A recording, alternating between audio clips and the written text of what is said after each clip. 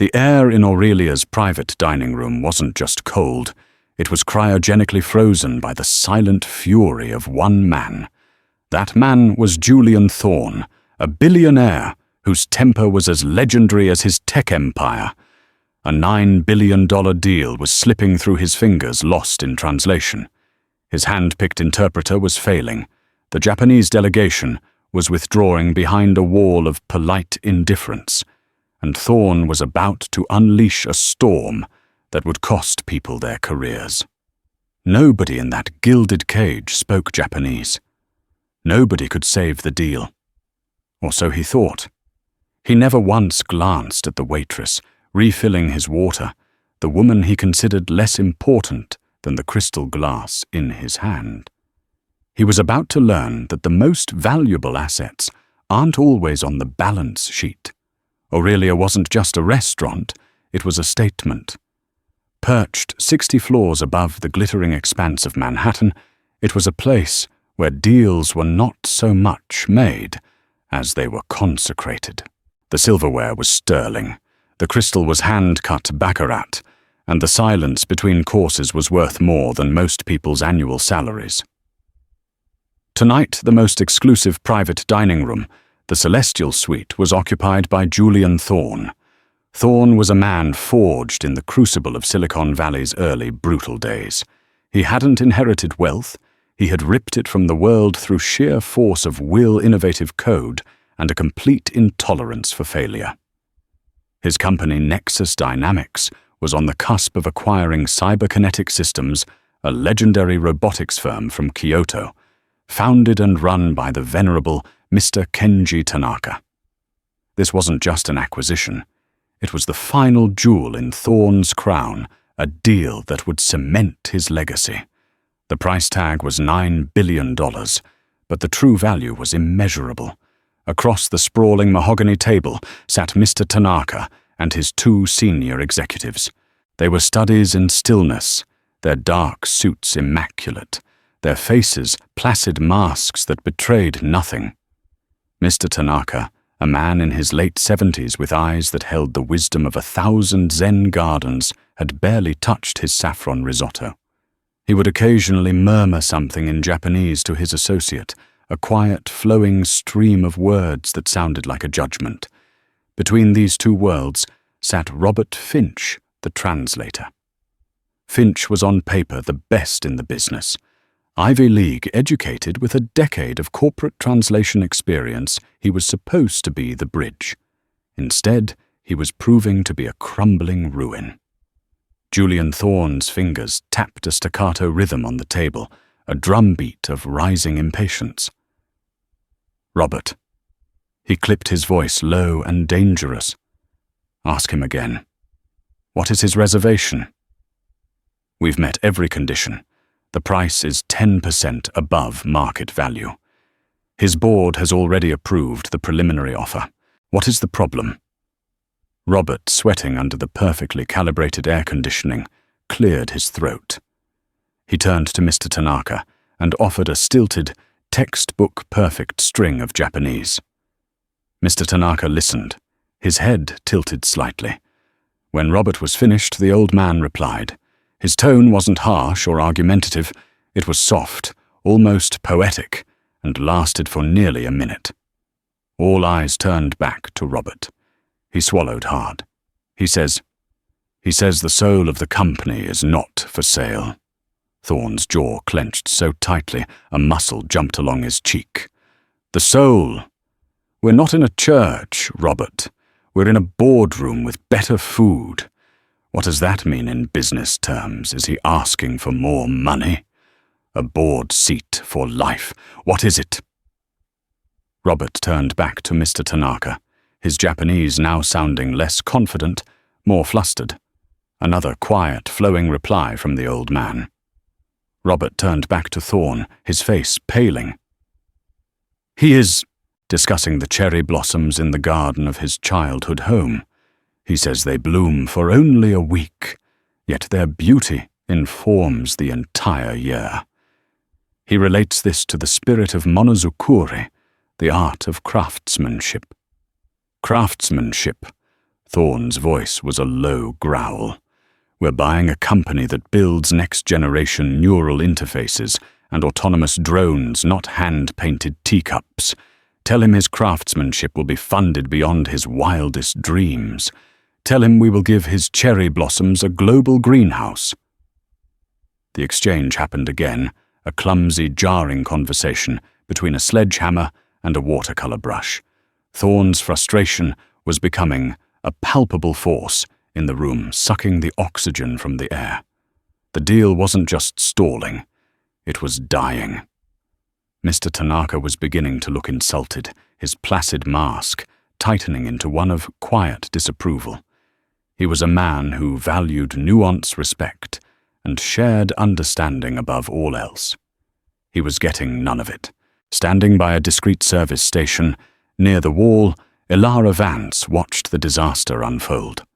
To Julian Thorne and his associates, she was invisible, a ghost in a crisp black uniform, whose only purpose was to keep water glasses full and plates cleared. She had been at Aurelia for 2 years, a stepping stone on a path she hadn't yet figured out. Most nights, she was adept at becoming part of the furniture, her thoughts drifting to unpaid student loans and the manuscript she was trying to write in her spare time. But tonight, she wasn't just listening to the English. She was understanding every single word of Japanese. And what she heard was making her heart ache. The translator wasn't just inaccurate, he was committing cultural butchery. He was taking Mr. Tanaka's profound, philosophical inquiries about legacy, corporate responsibility, and the ethical heart of creation, and reducing them to fortune cookie platitudes. Mr. Tanaka wasn't talking about cherry blossoms. He was using a classic metaphor from the works of the poet Matsuo Basho to ask if Thorne understood that true strength is found in transient, delicate things like trust and the spirit of a team.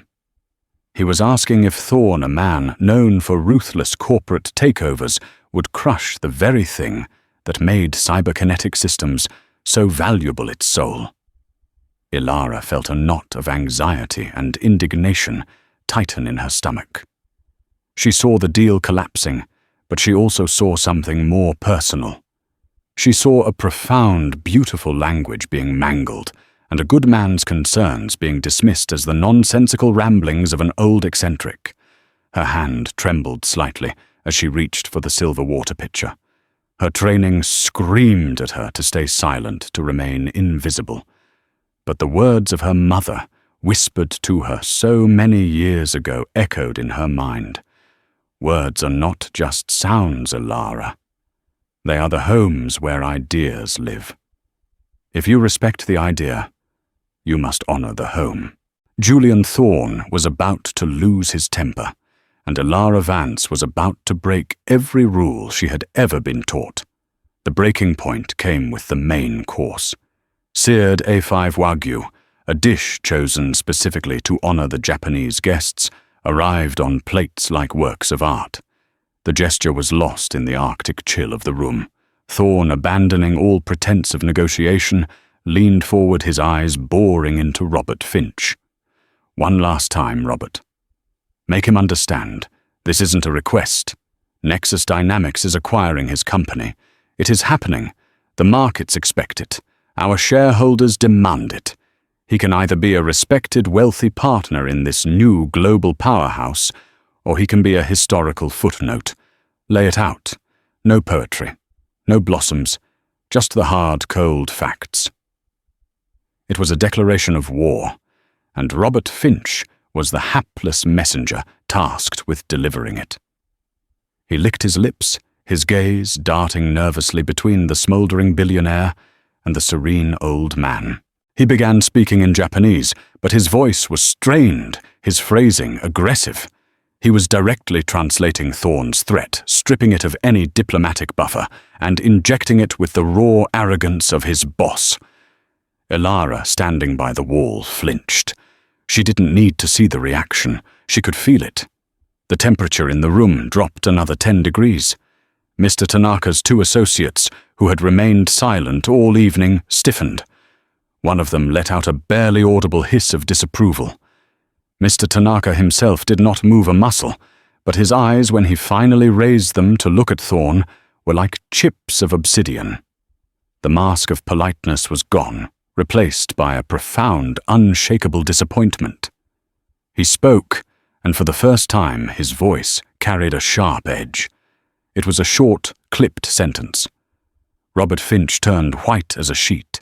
He says, "Spit it out, Robert." Thorne slammed his palm on the table, making the baccarat crystal ring out like a death knell.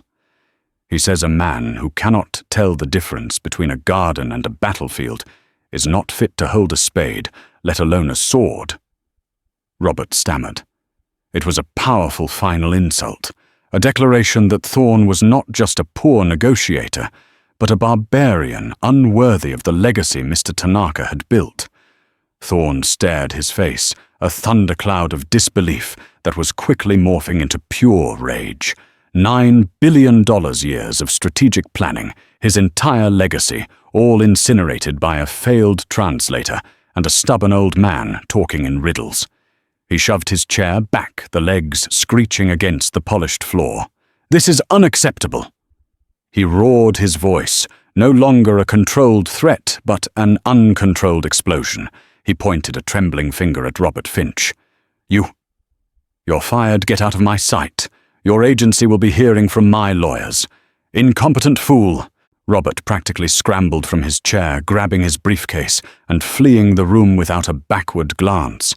Thorne then rounded on his own team, 2 vice presidents, who now looked like they wanted the floor to swallow them whole. "And you too.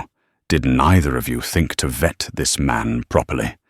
Did you just Google best Japanese translator and hire the first name that popped up? This is a $9 billion fiasco. Your careers are hanging by a thread so thin it's invisible." His gaze then swept the room, finally landing on the restaurant manager, a man named Jean-Pierre, who had rushed in at the sound of the commotion. "And this establishment, you call this 5-star service. This entire evening has been a catastrophe." The room was silent, save for Thorne's heavy breathing. The deal was dead. Mr. Tanaka slowly placed his napkin on the table, a clear signal that the meeting was over. He and his associates began to rise from their chairs. It was in that moment, in the deafening silence following the billionaire's eruption, that Aris Vance moved. She took one deliberate step forward from the wall, the silver water pitcher still clutched in her hand. Her heart was hammering against her ribs like a trapped bird. Every instinct, every rule of her employment screamed at her to stop, to blend back into the wallpaper. Jean-Pierre shot her a look of pure terror, his eyes wide, silently begging her not to interfere. But the sight of Mr. Tanaka, a man of immense dignity, being treated with such profound disrespect, and the memory of her mother's voice pushed her forward. She had to fix this, not for Thorne, whom she loathed in that moment, but for the integrity of the conversation that had been so horribly violated. She took another step, placing her into the open space between the 2 delegations. Julian Thorne finally saw her, his rage-filled eyes narrowing in confusion, then contempt. "What do you want?" he snarled, assuming she was there to clear the plates. "Get out! Everyone just get out!"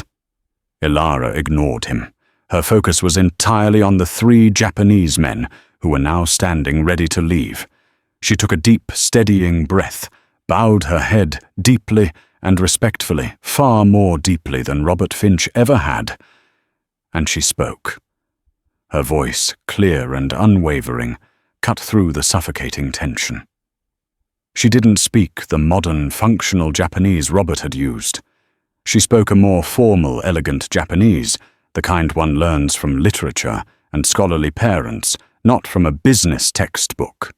"Tanaka-sama," she began her voice, resonating with a respect that was utterly genuine. "Gokai ga shojite iru yo desu. Moshiwake gozaimasen. Doka mo skoshi dake o jikan o itadakemasen. Deshou ka?" Mr. Tanaka, a misunderstanding seems to have arisen. I am deeply sorry. Please, could I trouble you for just a few more moments of your time? The world stopped. Thorne's tirade died in his throat. His vice presidents froze mid-cringe. Jean-Pierre looked as if he'd seen a ghost. Mr. Tanaka and his associates, who were halfway to the door, halted. They turned slowly, their expressions a mixture of shock and utter astonishment. They weren't just surprised that a waitress was speaking to them. They were stunned by how she was speaking to them. Her pronunciation was flawless, her intonation perfect, and her choice of words was that of a native educated speaker. Mr. Tanaka's obsidian eyes settled on Elara. The hardness in them softened, replaced by a flicker of intense curiosity. He gave a slight, almost imperceptible nod. Julian Thorne stared, his mouth slightly agape. The waitress he hadn't even registered as a human being was now the absolute center of gravity in his $9 billion universe. And she had just spoken perfect Japanese. For a long moment, the only sound was the faint hum of the city far below. Julian Thorne was a man who had built an empire on predicting outcomes, on running simulations, on knowing every variable. A waitress speaking flawless courtly Japanese in the middle of his imploding deal was a variable he couldn't have calculated in a million years. His fury was momentarily eclipsed by sheer, unadulterated shock. Elara straightened from her bow, her gaze remaining respectful and fixed on Mr. Tanaka. She was keenly aware of every eye in the room on her, especially the burning stare of Julian Thorne.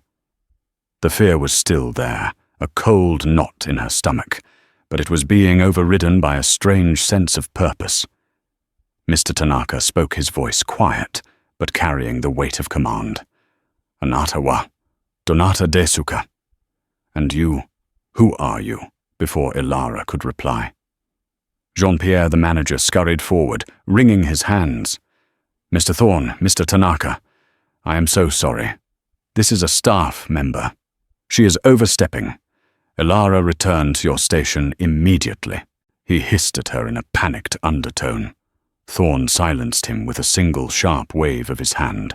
He didn't take his eyes off Elara. He didn't understand the words, but he understood the shift in the room's dynamics. The Japanese delegation was no longer leaving. They were listening. For the first time all night they looked engaged. He wasn't a genius for nothing.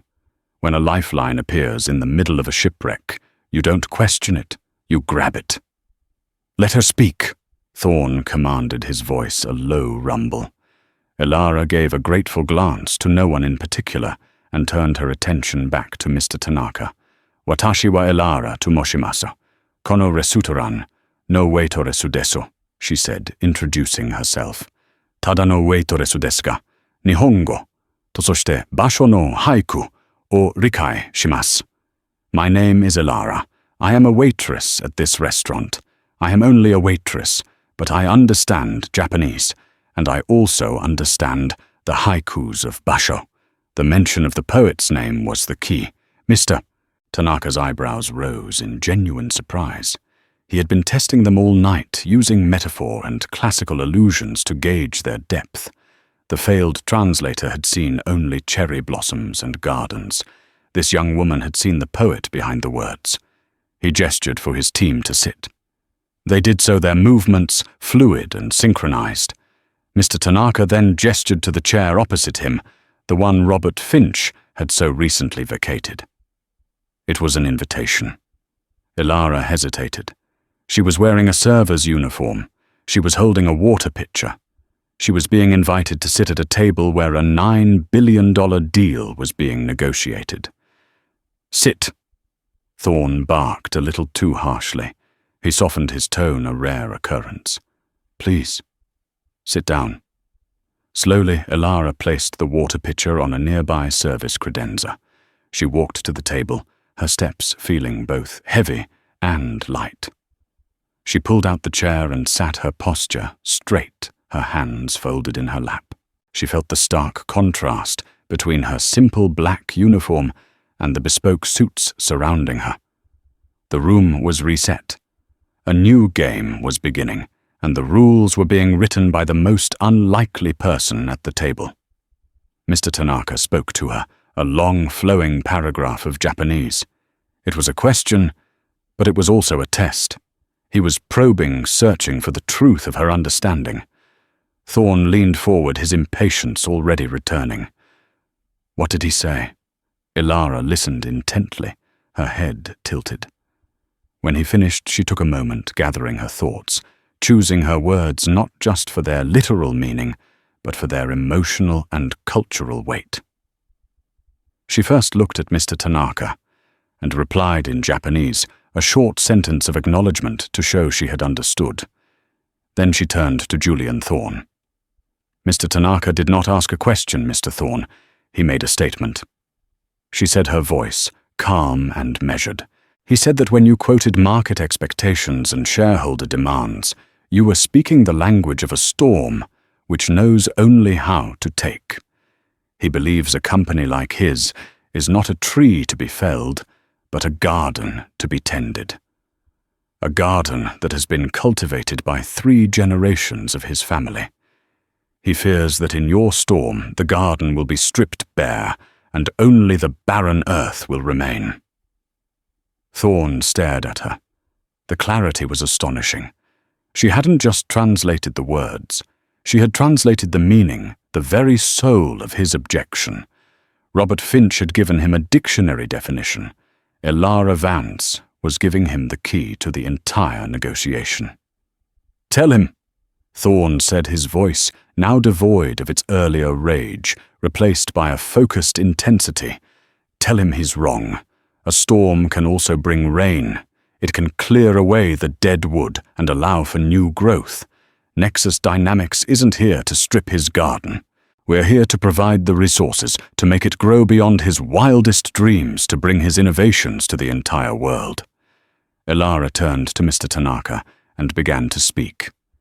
She didn't use the aggressive corporate phrasing Thorne had used. Instead, she softened it, reframing the concept within a context he would understand.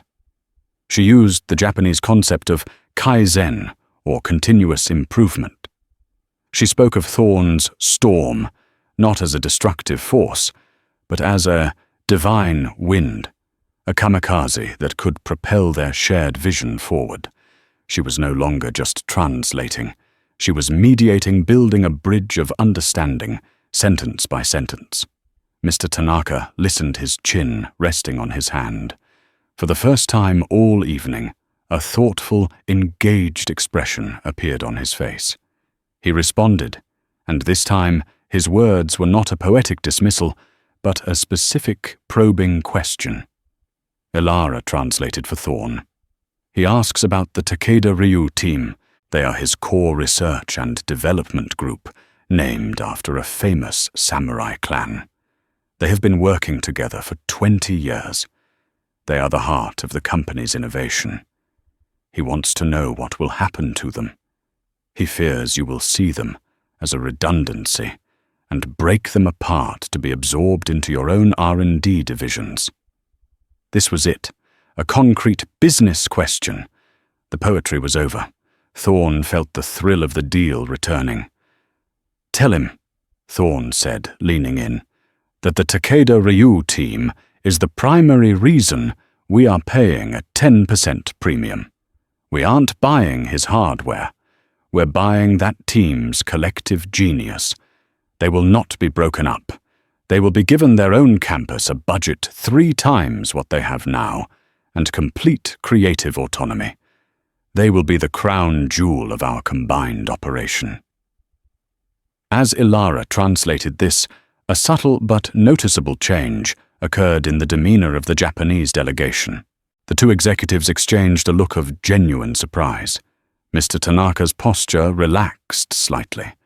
For the next hour, this was the rhythm of the room. A question from Mr. Tanaka filtered through Elara's deep cultural understanding. A response from Thorne stripped of its abrasive edges and presented by Elara as a statement of mutual respect. She was a master weaver, taking the coarse, strong thread of Thorne's business acumen and intertwining it with the fine silk thread of Tanaka's philosophy, creating a tapestry that both men could understand and admire. Thorne watched her mesmerized. This young woman who had been silently refilling his water glass an hour ago possessed a skill more valuable than any algorithm his company had ever designed. She had a fluency not just in language, but in humanity. And he began to wonder with a growing sense of astonishment who on earth she was. Where did a waitress in Manhattan learn to speak like a Kyoto scholar? The atmosphere in the celestial suite had undergone a seismic transformation. The oppressive tension had evaporated, replaced by the low, focused hum of genuine negotiation. The plates from the main course had been cleared away by a wide-eyed Jean-Pierre, who now treated Elara with the deference he usually reserved for visiting royalty. Elara was no longer just a translator. She was the central pillar of the conversation. She navigated complex technical specifications, financial projections, and philosophical concerns with an elegance that was nothing short of breathtaking. She would often pause, close her eyes for a second, and then rephrase one of Thorne's blunt assertions into a nuanced proposal that resonated with Mr. Tanaka's values. Her mind was a whirlwind. Part of her was running on pure adrenaline, hyper-aware of the high-stakes game she had stumbled into. But another deeper part of her felt strangely at home. The language, the concepts, the respectful cadence of the conversation, it all felt like a homecoming. It was the language of her childhood. She was the daughter of Dr. Aris Vance, a brilliant eccentric and largely uncelebrated academic from the University of Chicago. Her mother had been a leading Western expert on the Heian period of Japanese literature, a scholar who believed that modern technological philosophy could learn much from the ancient Japanese synthesis of nature art and existence. While other kids were learning nursery rhymes, Elara was learning the 17 syllables of a haiku. While her friends were at summer camp, she spent her summers in the dusty libraries of Kyoto University, her mother's home away from home. Her mother had passed away 3 years ago, leaving behind a mountain of unpublished papers and a daughter who felt utterly adrift. Elara, who had majored in East Asian studies to feel closer to her mother, found herself with a degree that was intellectually priceless, but practically useless. Weighed down by grief and debt, she had taken the job at Aurelia, a place so far removed from her mother's world of quiet scholarship that it felt like a penance. Tonight, for the first time in years, she felt her mother's presence beside her. Every proverb Mr. Tanaka used, every subtle cultural reference, was one her mother had taught her. She wasn't just translating words, she was channeling her mother's life's work. The conversation turned to the core of cyberkinetic systems technology, their proprietary AI named Kodama. In all of Nexus Dynamics' due diligence, they had never understood the name's significance, dismissing it as a simple product designation. Mr. Tanaka spoke at length about Kodama, his voice filled with a paternal pride. When he finished, he looked at Elara, a clear question in his eyes. He wanted to know if she truly understood. Thorne, as usual, was impatient. "What's he saying now? We know all about the Kodama system's specs." Elara held up a hand for silence, a gesture of quiet authority that Thorne, to his own surprise, obeyed. "He's not talking about the specs, Mr. Thorne," she said softly. "He is explaining the name. A Kodama is a spirit from Japanese folklore that inhabits old trees. It is a belief that nature itself can have a soul. His AI is not designed to be a mere tool. It is designed to be a partner, a system that grows in harmony with its user learning and adapting like a living thing. He says the core principle of Kodama is symbiotic evolution, a concept he has built his entire company around." She paused, then added a critical piece of information. He says this philosophy was not his own. It was inspired by the work of a Western scholar. He greatly admired someone who he felt understood the Japanese spirit better than any foreigner he had ever known. Thorne leaned back, intrigued. This was new, a piece of the puzzle he didn't have. Who was the scholar? Elara turned to Mr. Tanaka and asked the question in Japanese. Mr. Tanaka smiled a warm, genuine smile that transformed his stern face. He spoke a name that struck Aris Vance like a bolt of lightning. Aris Vance Hakase. Dr. Aris Vance! The blood drained from Elara's face. The room, the table, the faces around her all seemed to recede, a rushing sound filling her ears. She felt a tremor run through her hands, which she quickly clasped in her lap to still them. It couldn't be. Her mother was an obscure academic. She published in small journals her work respected by a handful of peers, but unknown to the wider world. To hear her name spoken here in this room at the heart of a multi-billion-dollar deal felt like a hallucination. What did he say? Thorne pressed, sensing the sudden dramatic shift in her demeanor. Who's the name? Elara struggled to find her voice. It came out as a choked whisper. He said the scholar's name was Aris Vance. Thorne frowned the name, meaning nothing to him. Vance like your name. He looked at her, a flicker of dawning comprehension in his eyes. Is that a coincidence? Elara shook her head, unable to speak. All the grief and pride she felt for her brilliant, overlooked mother welled up inside her. She turned to Mr. Tanaka, her voice trembling as she switched back to Japanese. Tanaka-sama. Arisu Vance wa watashi no haha deshita. Mr. Tanaka, Aris Vance, was my mother. The silence that followed was more profound than any that had come before. Mr. Tanaka's warm smile vanished, replaced by an expression of utter, unadulterated awe. He stared at her, his old eyes searching her face, seeing for the first time the faint echo of a woman he had corresponded with decades ago, a scholar whose mind he had revered. The two Japanese executives beside him gasped audibly. Julian Thorne, the titan of industry, the master of the universe, looked back and forth between the stunned Japanese delegation and the pale, trembling waitress.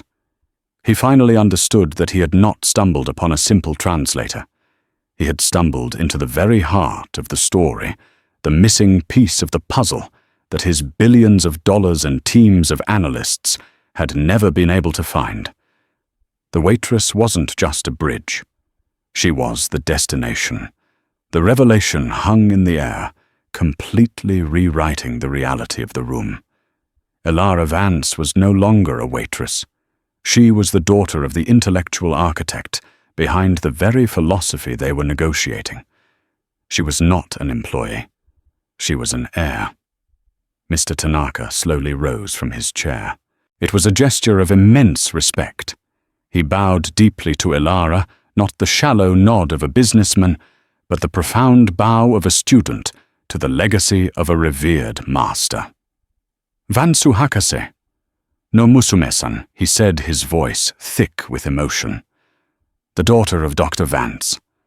Kono yona katachi de ome ni kakareru to wa unmei desu ne. To meet you in such a way. This must be fate. Elara, overwhelmed, could only stand and offer a bow in return, tears welling in her eyes. This was the recognition her mother had never received in her own country, in her own lifetime. It was being given now in the most surreal of circumstances by a titan of Japanese industry. Julian Thorne watched this exchange, his mind racing faster than a Nexus supercomputer. Every assumption he had made that evening had been wrong. He had walked in, seeing this as a simple, if massive, transaction money for assets. He had raged at the cultural and linguistic barriers, viewing them as irrational obstacles to be smashed through. Now he saw the truth. The deal was never about money. It was about trust. It was about legacy. Mr. Tanaka wasn't selling a company. He was trying to find a worthy guardian for his life's work, a work that was inextricably linked to the ideas of Dr. Aris Vance. Thorne hadn't been failing to communicate. He had been failing the worthiness test. His two vice presidents looked completely lost, their faces a mixture of awe and terror. They were hopelessly out of their depth. Thorne, however, was already adapting. Ruthless predators don't just survive, they evolve. He saw the new landscape of the deal and was already calculating the path to victory. That path, he now understood, ran directly through Elara Vance. "Elara," Thorne said, his voice softer than anyone in his company had ever heard it. "Please sit, both of you." Elara and Mr. Tanaka returned to their seats. The power dynamic had irrevocably shifted. It was no longer Thorne and Tanaka at opposite ends of a table. It was now Mr. Tanaka and Elara at the center, with Thorne as an outsider petitioning for entry. Mr. Tanaka began to speak to Elara, his voice full of warmth and reverence. There was no need for her to translate for Thorne yet. This was a conversation that didn't concern him. He spoke of how he had discovered Dr. Vance's obscure monograph, The Whispering Reed, Symbiotic Principles, in Heian Court Culture, in a small bookstore in Kyoto in the early 1980s. He explained how her ideas that the most resilient systems are not the most dominant, but the most adaptable and interconnected, became the bedrock of his R&D philosophy for cyberkinetic systems. He told her he had written to her mother several times, and they had exchanged long, thoughtful letters for years, a meeting of minds across continents. He expressed his deep regret that they had never had the chance to meet in person. Elara listened, tears now streaming silently down her cheeks. She remembered those letters. She remembered her mother sitting at her desk, surrounded by books, a cup of green tea steaming beside her, writing for hours on thin airmail paper. She had never understood the significance who this distant pen pal was. Now she realized her mother had been helping to shape the future from her small, cluttered office in Chicago. Finally, Mr. Tanaka paused his expression, turning serious. He looked at Elara, then at Thorne, and then back to Elara before speaking again. Elara took a deep breath, composing herself. She turned to Thorne. "Mr. Tanaka says that his greatest fear was that the soul of his company, my mother's philosophy, would be lost in this acquisition. He says Nexus Dynamics' reputation is one of aggressive assimilation, of stripping companies for their patents and discarding their culture." She met Thorne's eyes, her own gaze now clear and strong. She was no longer a timid waitress. She was her mother's daughter. He was going to walk away tonight, not because of the money, but because he believed you were a man who could not see the garden for the battlefield. Thorne didn't flinch from the indictment. He simply nodded, accepting the truth of it. "And now, Elara continued, he sees a sign.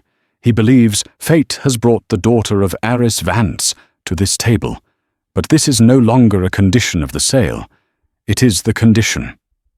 "What is?" Thorne asked. "Guardianship." Elara said the word, landing with immense weight. "He is not asking for money or board seats anymore. He wants a guarantee. He wants to know how you will protect my mother's legacy, the core principle of symbiotic evolution within Nexus Dynamics. He needs to know that Kodama will not be turned into a weapon, that the Takeda Ryu team will not be forced to compromise their principles for profit." The negotiation had been distilled to its purest, most essential point. It was an ethical question, not a financial one. Julian Thorne, the ruthless capitalist, the predator of the boardroom, was silent for a full minute. His VPs held their breath. They expected him to scoff, to call it sentimental nonsense, and walk away.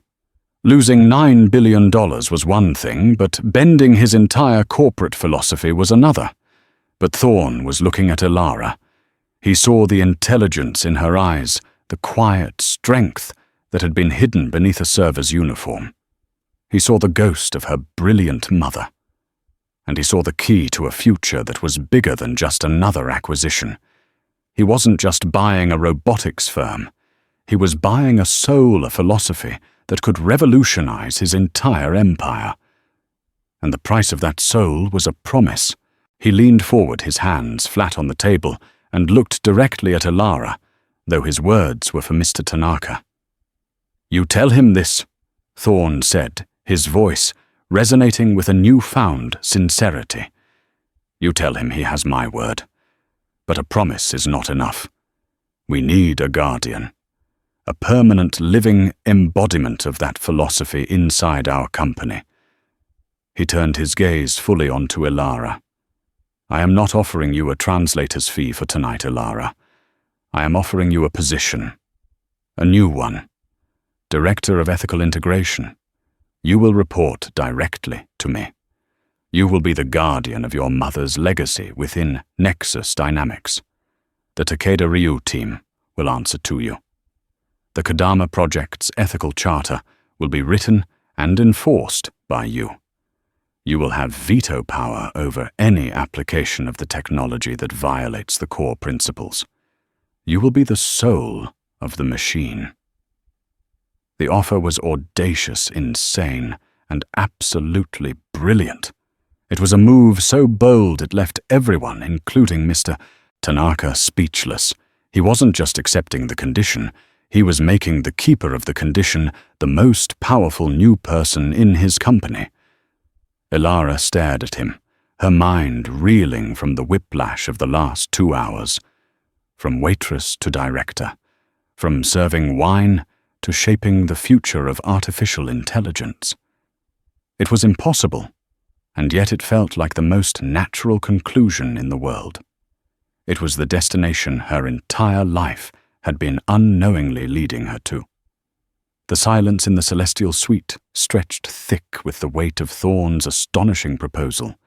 Elara's mind was a maelstrom of shock doubt and a rising, unfamiliar sense of empowerment. Director of Ethical Integration, veto power, the guardian of her mother's legacy. It was a future she could never have conceived of, offered to her by a man who, hours earlier, hadn't even known her name. Mr. Tanaka watched her, his ancient eyes discerning. He didn't need a translation to understand the gravity of Thorne's offer. He saw it in the man's focused intensity and in the stunned expression on Elara's face. He turned to his associates and murmured in Japanese a brief, low exchange. A consensus was reached. Finally, Elara found her voice, turning to Mr. Tanaka to translate Thorne's offer. She laid it out precisely without embellishment, her tone steady and professional, despite the turmoil within her. As she spoke, she could see the last vestiges of doubt in Mr. Tanaka's expression melt away, replaced by a look of profound satisfaction. He had not just found a buyer, he had found a solution, a successor, a way to ensure his life's work would not just survive, but flourish in a way he had only dreamed of. When she finished, Mr. Tanaka responded, not with a counteroffer, but with a simple, powerful statement. Elara turned back to Thorne. "Mr. Tanaka accepts your terms," she stated. Then she added the crucial addendum. "On one condition." Thorne's jaw tightened slightly. "Which is that Ms. Vance accepts your offer," she said, referring to herself in the third person as protocol demanded. The decision, the entire $9 billion deal, now rested squarely on her shoulders. It was a moment of absolute clarity for Elara. For 3 years since her mother's death, she had felt like a ghost, haunting the edges of her own life, serving others while her own potential lay dormant. She had been defined by her loss and her limitations. Now she was being offered a chance to be defined by her heritage and her unique strengths, to champion her mother's work, to give it the platform and recognition it deserved. It was a terrifying responsibility, but it was also the most meaningful opportunity she could ever imagine. She looked at Julian Thorne, a man she had first judged as a one-dimensional tyrant. She saw now that he was more complex, still ruthless, still driven, but also pragmatic and intelligent enough to recognize a paradigm shift when it was sitting right in front of him. He wasn't offering this out of charity. He was offering it because he recognized her value. For the first time, she felt seen not as a servant, but as an equal. "Mr. Thorne," Elara said, her voice clear and firm, all trace of the waitress gone, replaced by the calm authority of a director. "I accept your offer." A collective sigh of relief went through the room. One of Thorne's VPs actually wiped a bead of sweat from his brow. Julian Thorne broke into a rare, genuine smile. He extended his hand across the table, not to Mr. Tanaka, but to Elara. "Welcome to Nexus Dynamics, Miss Vance." Elara shook his hand. His grip was firm, confident. It felt like the sealing of a pact. Then Mr. Tanaka extended his own hand to Thorne.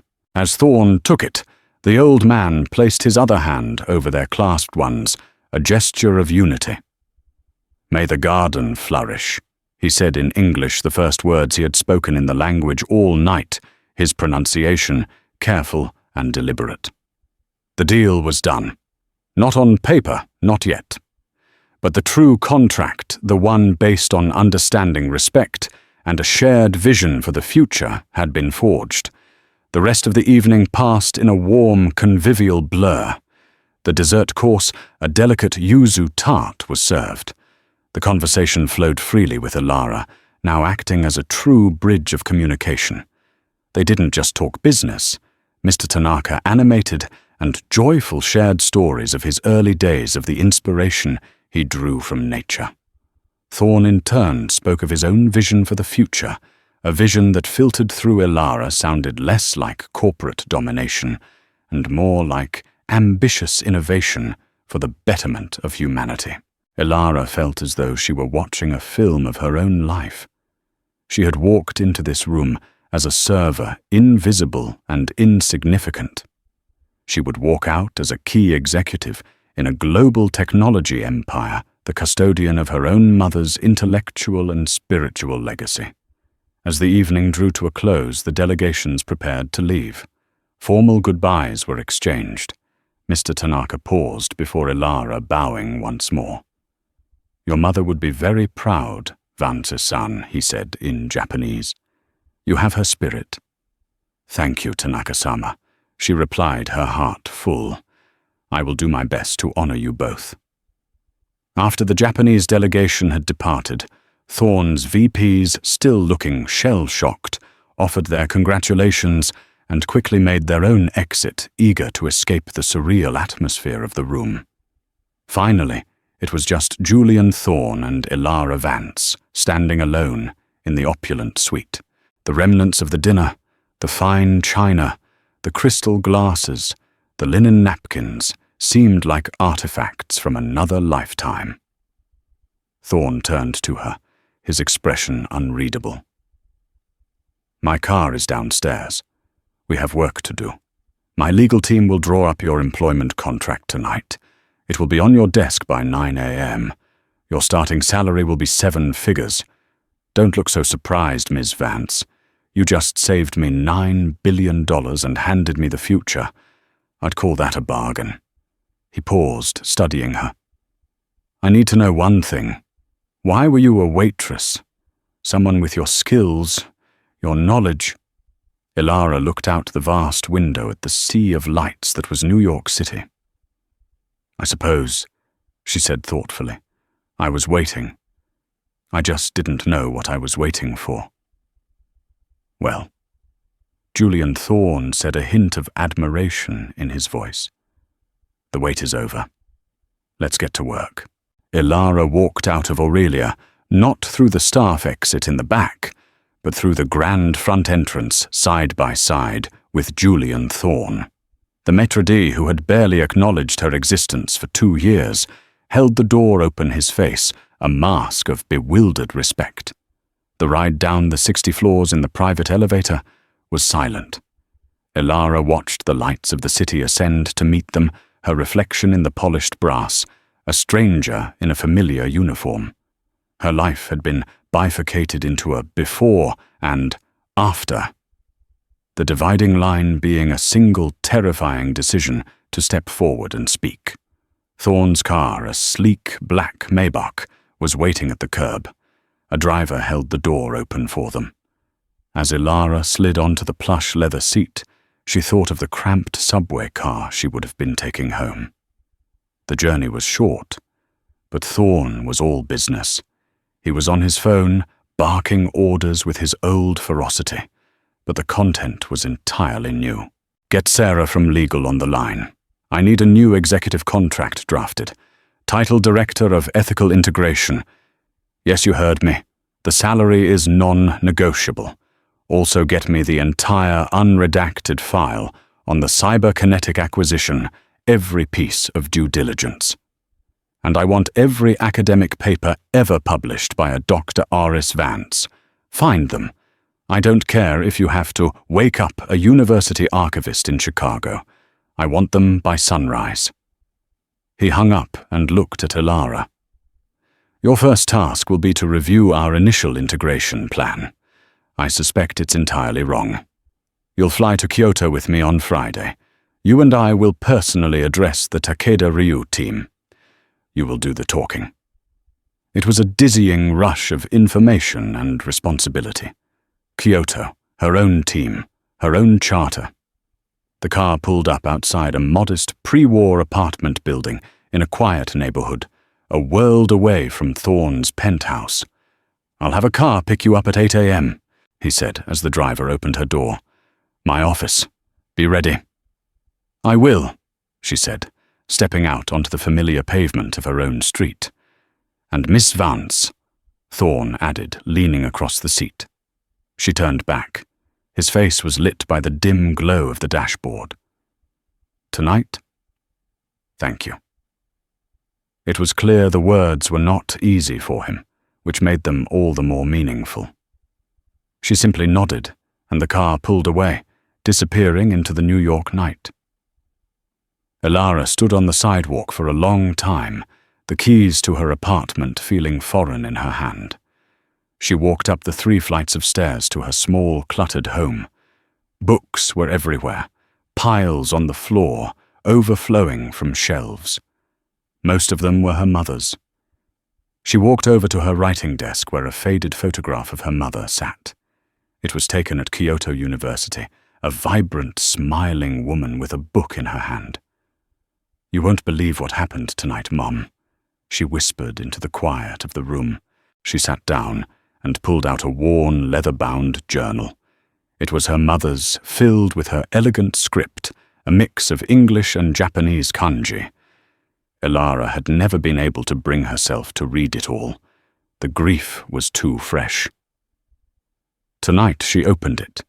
On the first page in her mother's handwriting was a single quote from the poet Basho. Every day is a journey, and the journey itself is home. For the first time in 3 years, Elara felt like she was finally on her way.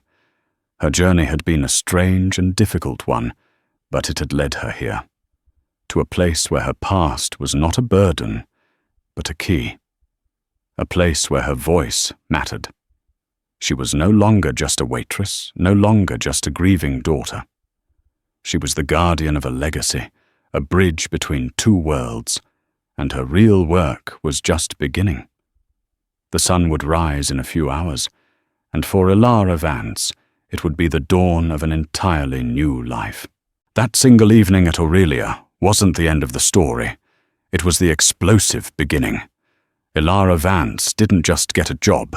She revolutionized Nexus dynamics from the inside out. The Vance-Tanaka model of ethical integration became a gold standard in the tech industry, proving that a company's soul isn't a liability, but its most powerful asset. The story of the waitress who saved a $9 billion deal became a quiet legend in the corporate world, a powerful reminder that talent, wisdom, and courage can be found in the most unexpected places. It reminds us that the person you overlook today might be the one who holds the key to your future tomorrow.